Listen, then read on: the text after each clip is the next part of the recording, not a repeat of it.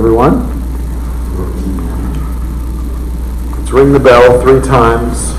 We'll let the bell's sound invite us into this space, invite us into our bodies and everything that we're experiencing, and invite us into this present moment of practice.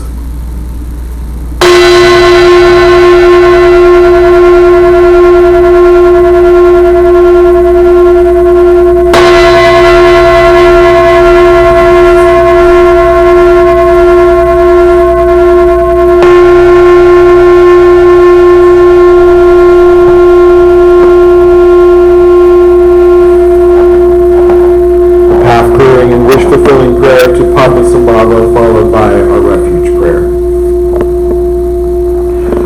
Dusum Sangye Guru Rinpoche Nundru Kundak Bayarchen Puja Bache Kunsel Dutrudrakotsel Soadapso Jinji Laptuso Jinang Samwe Bache Shiwadang Samparungji Drupa Jinji-lob. Precious God, one with all the Buddhas of the 3 times, blissful presence and source of all spiritual accomplishments, fierce destroyer of illusion who dispels every obstruction, we pray to you for blessing, inspiration, and realization. Please remove all outer, inner, and secret obstacles and spontaneously fulfill our aspirations. In Buddha, Dharma, and Sangha, we go for refuge until fully awakened through the power of generosity, ethics, patience, enthusiastic effort, concentration, and wisdom. For the sake of all beings, may we realize and demonstrate our innate goodness. In Buddha, Dharma, and Sangha, we go for refuge until fully awakened through the power of generosity, ethics, patience, enthusiastic effort, concentration, and wisdom. For the sake of all beings, may we realize and demonstrate our innate goodness. In Buddha, Dharma, and Sangha, we go for refuge until fully awakened through the power of generosity, ethics, patience, enthusiastic effort, concentration, and wisdom. For the sake of all beings, may we realize and demonstrate our innate goodness.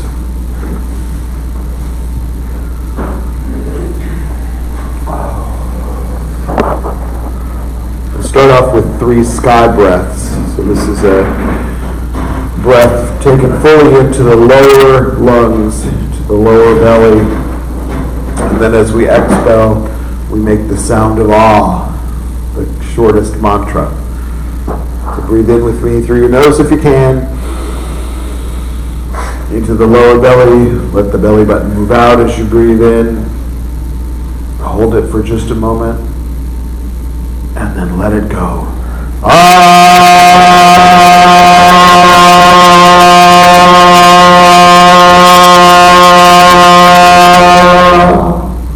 Breathe in.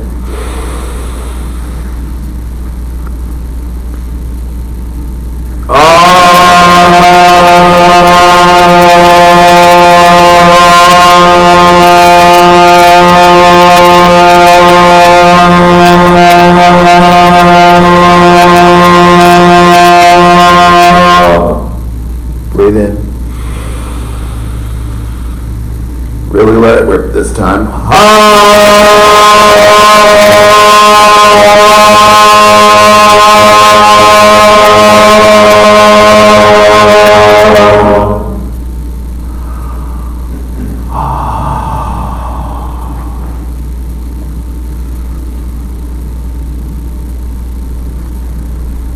focus on your breath, your in-breath, following it all the way into your lower belly, and then just relaxing on the exhale.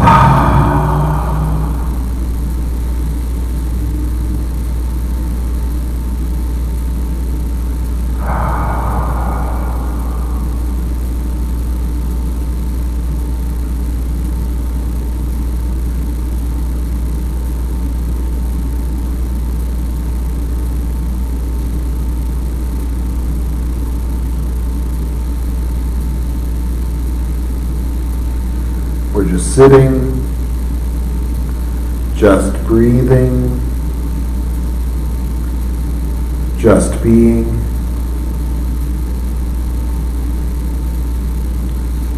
The three naturals, enjoying the natural body, natural breath and energy, natural heart, mind.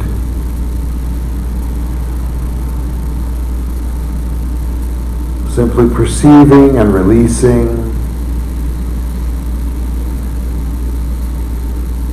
allowing and experiencing.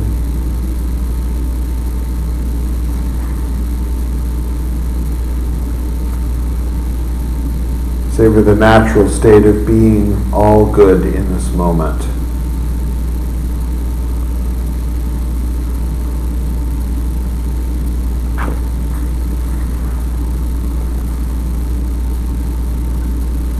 Take a break from self-improvement and all your other projects.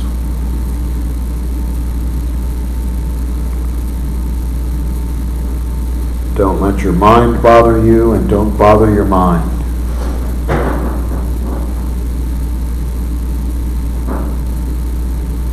Lighten up a bit. Not too tight, not too loose.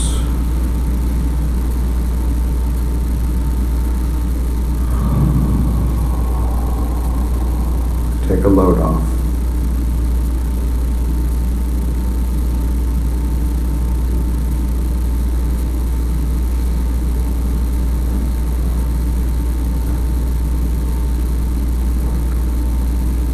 Just resting in this natural state of being.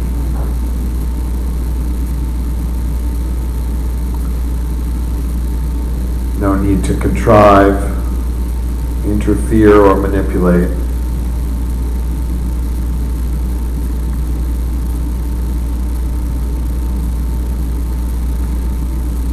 No need to bother with mental activity.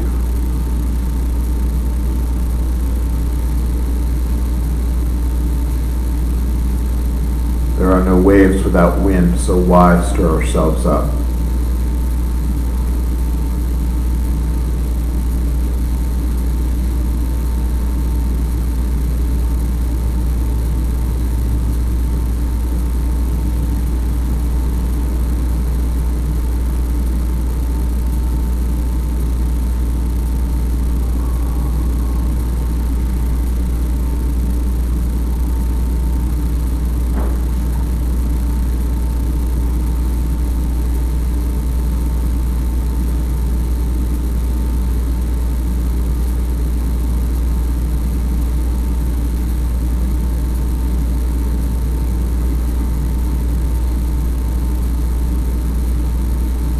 Continue sitting, breathing,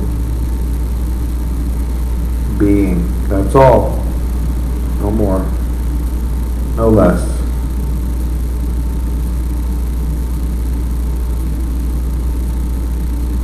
Right here, right now.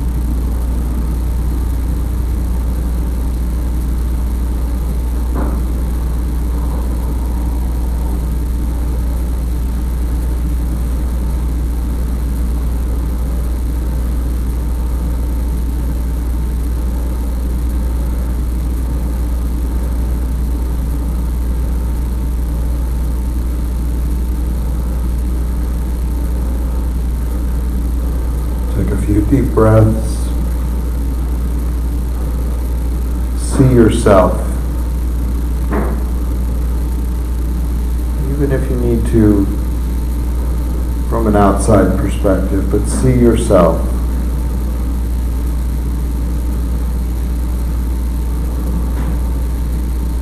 Fully picture in your mind your being.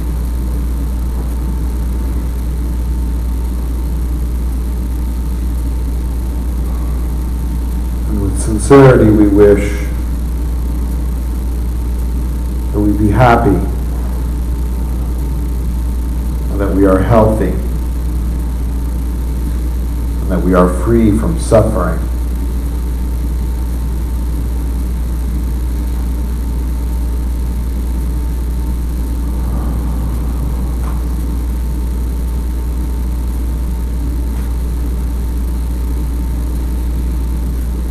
Now bring to mind someone with whom you love.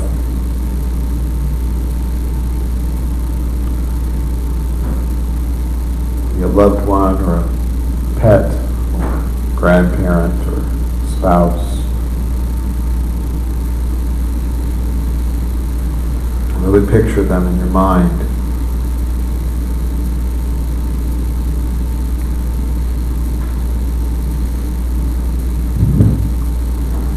May you say with sincerity and intention, may you be happy.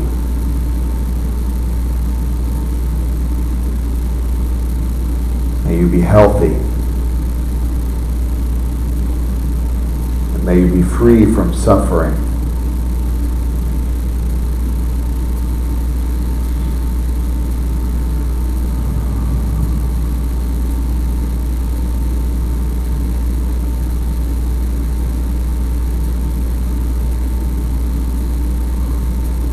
And now bring someone to mind that's an acquaintance. Someone you don't know very well. It could be a coworker or someone you encountered while shopping. Picture them.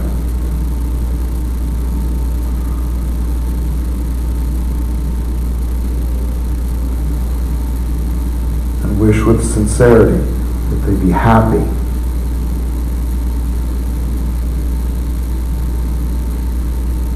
May you be healthy.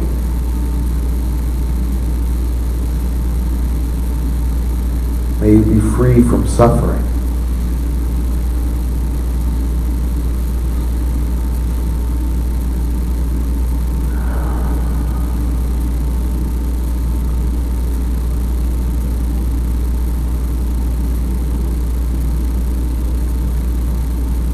And now bring someone to mind that you don't like.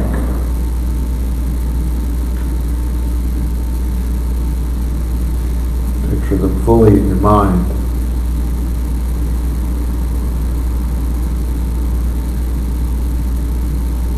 And with sincere intention, you wish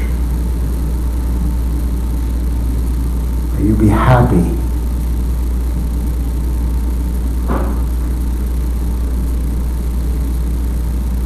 That you be healthy.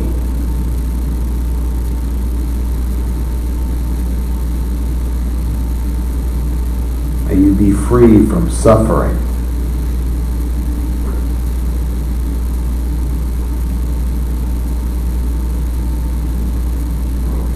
May I and all beings be happy, healthy, and free from suffering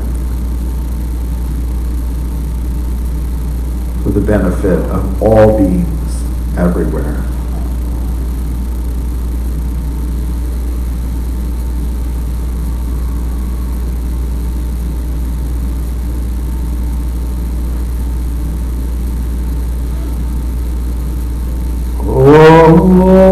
Mane Padme Hu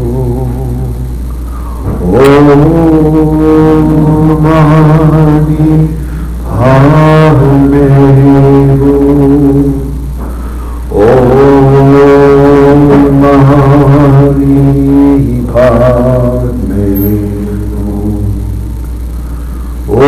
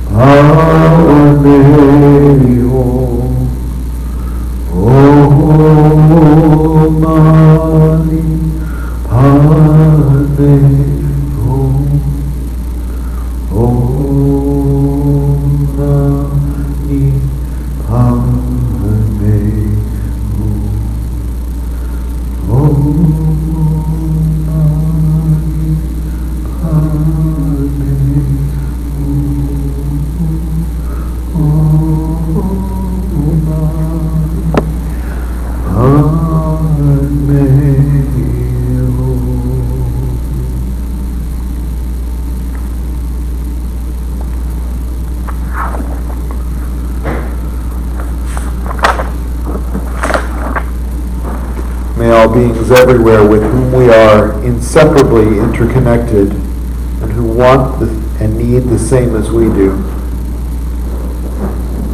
May all be awakened, liberated, healed, fulfilled, and free. May there be peace in this world and throughout all realms of existence. An end to war, violence, poverty, injustice, and oppression. And may we all together complete the spiritual journey.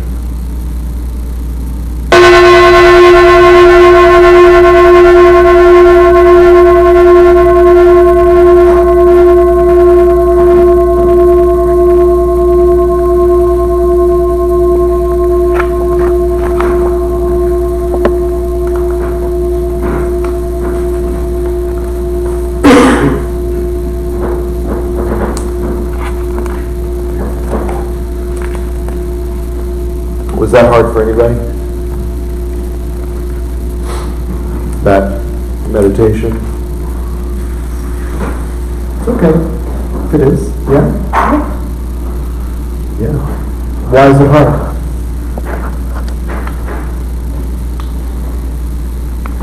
Envision someone in this life. Yeah. Truth's life. Yeah. Well, that's unsettling there. Sunset? Thinking good thoughts about that. Excuse me. For me, it was thinking about the people I dislike, which isn't a large list, but then it was thinking like, oh, no, that person that I dislike too much to think positively right now.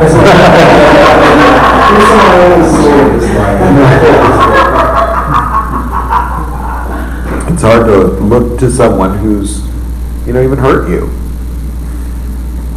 and wish for them to have happiness and health. The wishing wasn't difficult. It was envisioning. If you think of it, doesn't bring peacefulness to you. I just envisioned everybody. I don't like none of y'all. Well, fine. Yeah. Change. It's hard though, and we're invested.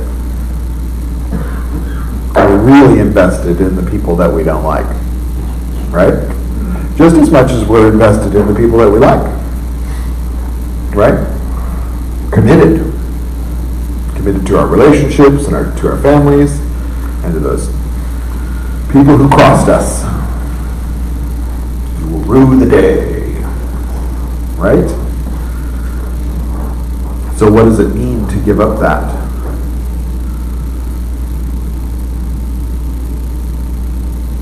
Try to wish that person happiness and health.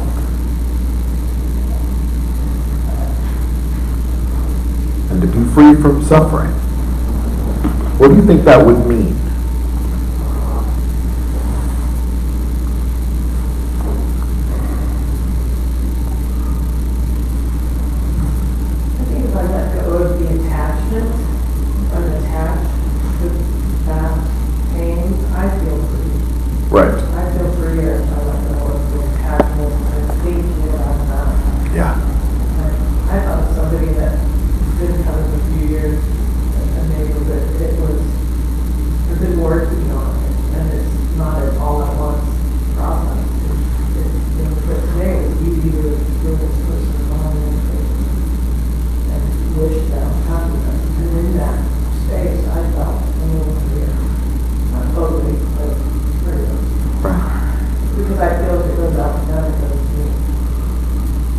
Because why did they hurt you?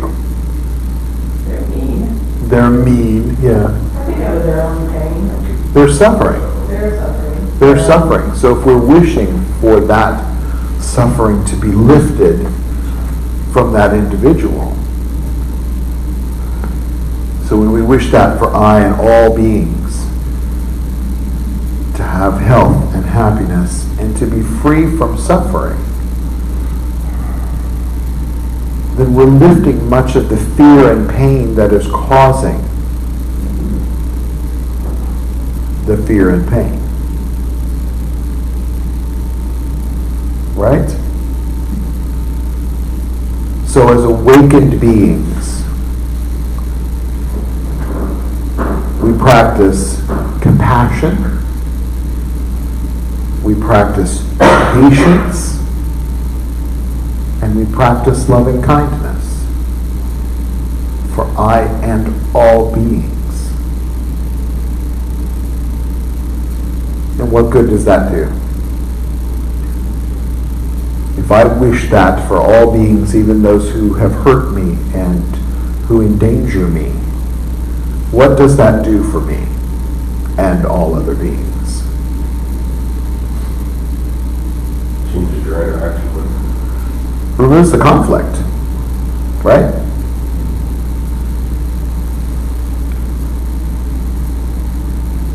It's a healthy detachment, too, from everyone.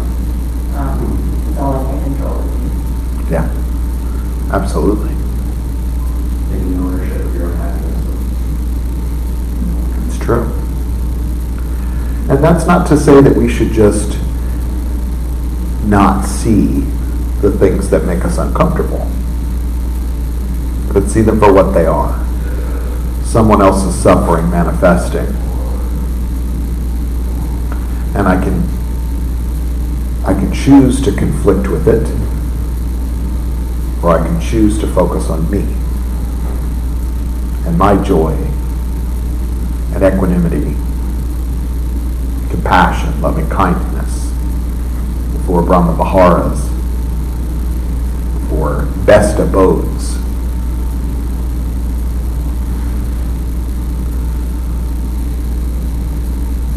Can you picture yourself doing that on a daily basis?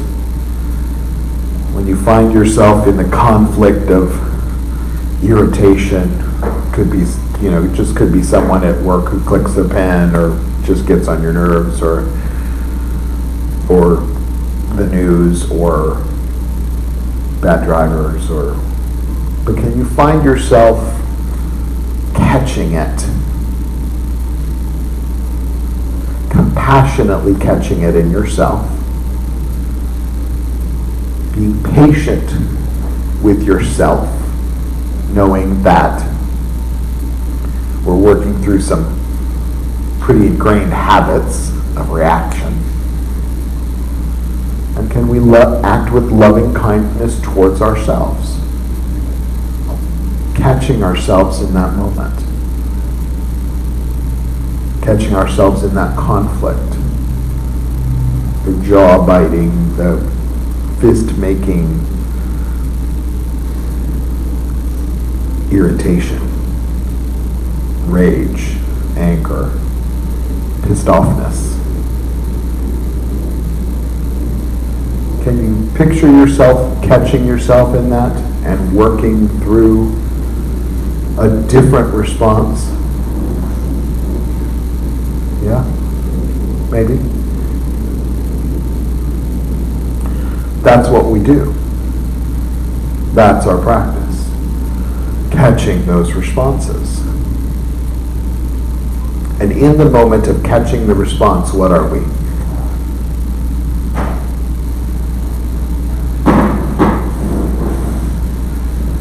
Enlightened, awakened one. Not just dude that lived 2,600 years ago, not statue dude. Awakened one. All of us can be awakened ones. Last week we talked about some are asleep and some are awake. Be awake one. You're asleep when you're in the same reaction and not catching it. When you catch it, it can make a different choice and cultivate a different response. Yeah? Especially when you get road rage. Especially when you get road rage. Yeah. I've been very open about my practice of road rage and how it's been a great teacher for me.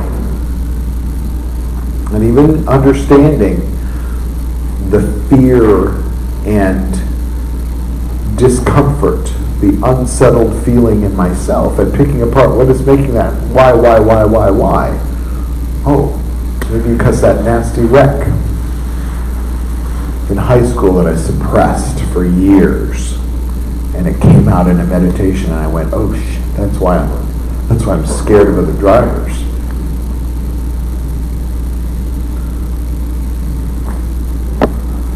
That's why I'm agitated when someone cuts me off and they're being unskillful, because I feel fear, like a bolt. Yeah. So let's open that up to discussion. Compassion, patience, loving kindness is a practice.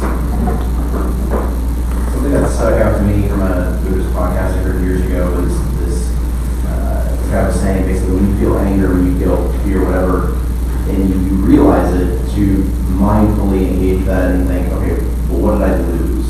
Because a lot of times, especially with anger, we think, I am justified to be angry. Like, that's the right response right now. But when you think of it from a internal point of view, like, okay, like, yeah, I got angry, and regardless of whether I said something I wish I hadn't or just was just internally angry, like, what did I lose? What did it cost me? And a lot of times, like, for me, it's very realistic. Well, it cost me peace of mind. It cost me all kinds of things. And is it worth it in the end? And so, to me, to use an analogy, it's like it's like a dietary thing. If I can choose to eat junk all the time, and that's my choice, but then I feel bad because I'm not giving my body what it needs. Yeah. If I choose to eat something healthy, then I feel better. I feel more energetic. I feel more balanced and at peace. And so when it comes to feeling angry at someone, and that's a normal human response, but when I choose whether or not how I want to engage with that, and think of it from a point of view of like, because that's everyone's heard of the old, what's it called, parable or whatever, I can't remember the concept that, being angry at someone is like holding a hot coal and it hurts them, or drinking poison and waiting for them to die. And there's a lot of iterations of that. So we think like I have to be angry. And honestly, with current events being what they are, some days it feels irresponsible not to be angry. Right. And yet, being angry still costs me more than it gives me. And so having to daily practice and wrestle with that and recognize that like, this is a diet. Like I choose my mentality by what I choose to engage with. Well, justified anger is, like the habit on that one is, seems like 10 times worse because we invest in it. Like I'm gonna be angry a long time about that, and it does nothing for anyone. And when you attach to that and identify with that for so long, it becomes part of who you are, part of who you think you are. And so letting go of that anger also feels like losing a piece of yourself, even if that piece is not serving you. Yeah. It's crazy, like the habitual patterns that we just get caught in. We've been trained. It's not a knock on any of us. We've just been trained. So we break it with awareness, catching ourselves and going, oh, there's my justified anger. What can I do with that? And really first is applying some self-compassion, some self-patience, some self-loving kindness first. And when we learn to do that, it's easy for it for us to give it to other people and for us to see other people's discomfort and suffering for what it is. When you understand your own suffering, you can acknowledge how maybe you've reacted or lashed out at others as a result, or harmed others as a result, and it's easier to see that in other people and forgive that. Okay, this person hurt me, but how many times have I been in that other situation? Right. We all suffer. Often it's easier to forgive somebody else than to forgive yourself. Yeah. Which doesn't really end up helping us in the end, because then we sort of feel like we're left out. And I just give up and, well, they can be happy, but I can't. I can let go of the issue with them, but I can't let go of it with myself. So we invest in that. It's hard to do. I find that even harder to let go. Yeah. It's hard. So we apply compassion, patience, and loving kindness again and again. Mad at somebody, or generally speaking, this is something that I take control of. What's going on and all of that.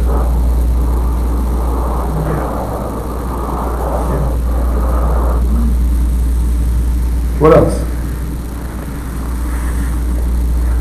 Something that's helped me is there's a couple of things I tried when I feel myself taking somebody else's inventory, pull myself back from that and just stay in my own stuff.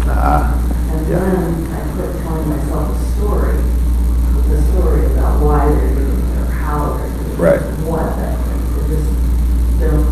I don't buy into the story anymore. Yeah. Yeah, because we're just pretty much telling ourselves that story. Although I have found it useful to, like, especially in traffic, where I think that guy who just cut me off, I think something just happened and they got that call and they're rushing to go and, be with their child who fell on the playground, or something happened, so I just try to get out of the way. So, yeah, it's helped a little bit. A little bit. I don't hang out the window anymore. Yeah. One thing that's helped me is I listened to another guru by the name of Saad Guru, and he says when you're driving down the middle of the road, you have to avoid children, you have to avoid drunken men, all kinds of things. But do you have to avoid the men? No. Well, anger. So the way that he phrases it is anger is not an entity that you just go up and hit somewhere and you become angry. You actually become angry.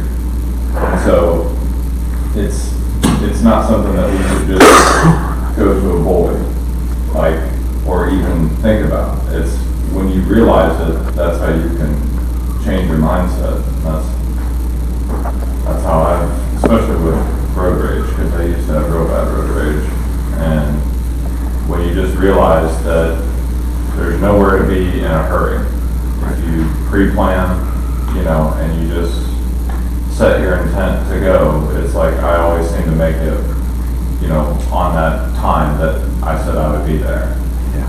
And anyone who is rushing and dipping and dodging, I used to be that person. And I wasn't in a rush to go anywhere. It's just how I drove. Yeah. So that's how I have been able to kind of address anger in my own world. That's good.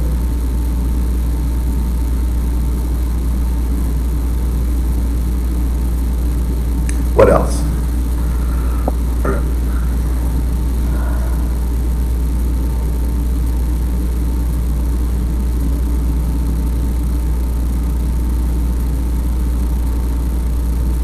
Got it all?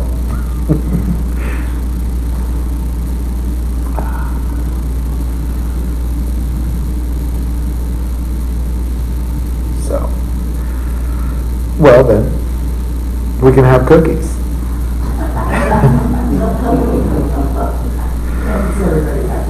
That makes everybody happy. That reduces and releases all suffering. except for my diet. So let's dedicate all this merit with our bodhicitta dedication. And remember, bodhicitta is awakened heart-mind. That we're compassionate for all beings, not just ourselves, but including ourselves.